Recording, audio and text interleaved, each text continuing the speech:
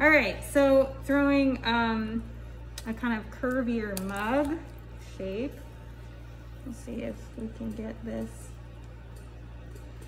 to go. For mugs, you typically want anywhere from like 1 to 2.5 pounds, depending on how big you want that mug. Something I hear a lot is, dang, I wish I would have made that mug bigger, right? Because it shrinks so much throughout the subsequent firings. So if you start bigger, you can always chop it down. So I'm gonna center it, poke my hole.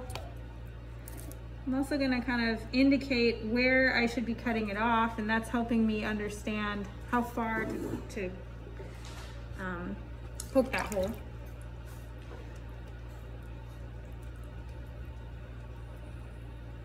Pulling my walls.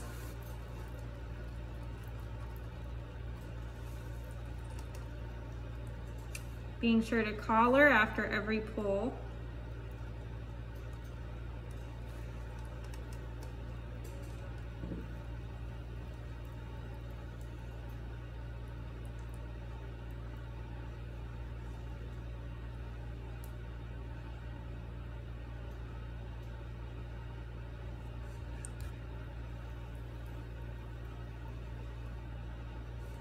And if your clay starts like, after every pull it kind of goes out like this, it's probably an indication that A, your clay is really wet, and B, maybe you're going too fast.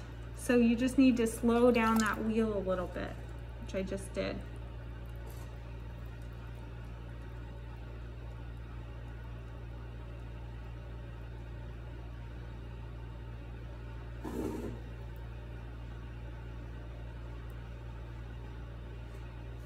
So I want to give this pot a bit of a belly.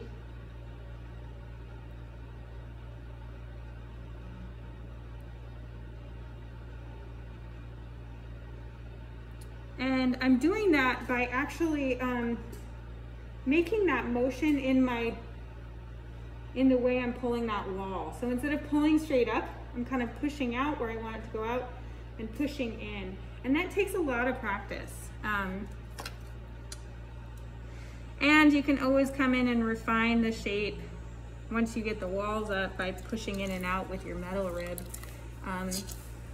But there's a different continuity when you're making those curves in the pulling process. They feel a little more related, I guess.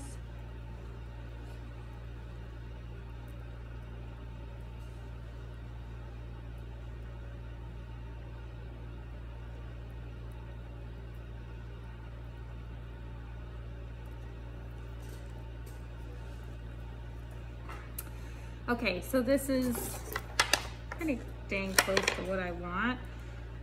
So I'm just gonna come in and take out my throwing lines with a rib.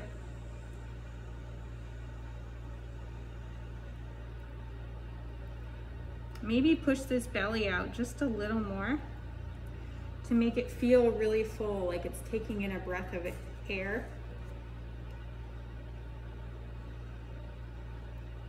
And this feels really, really big right now. But again, you'll be amazed at how much things shrink. Consider the lip, especially with mugs, because that's something we're putting to our mouth, right? So you want a nice compressed and considered lip.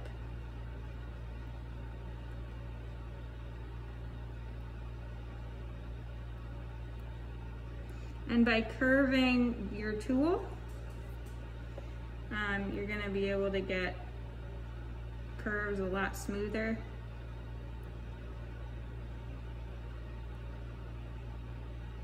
When it comes to pulling out throwing lines. And then I'm gonna hit this with a heat gun and chop it off.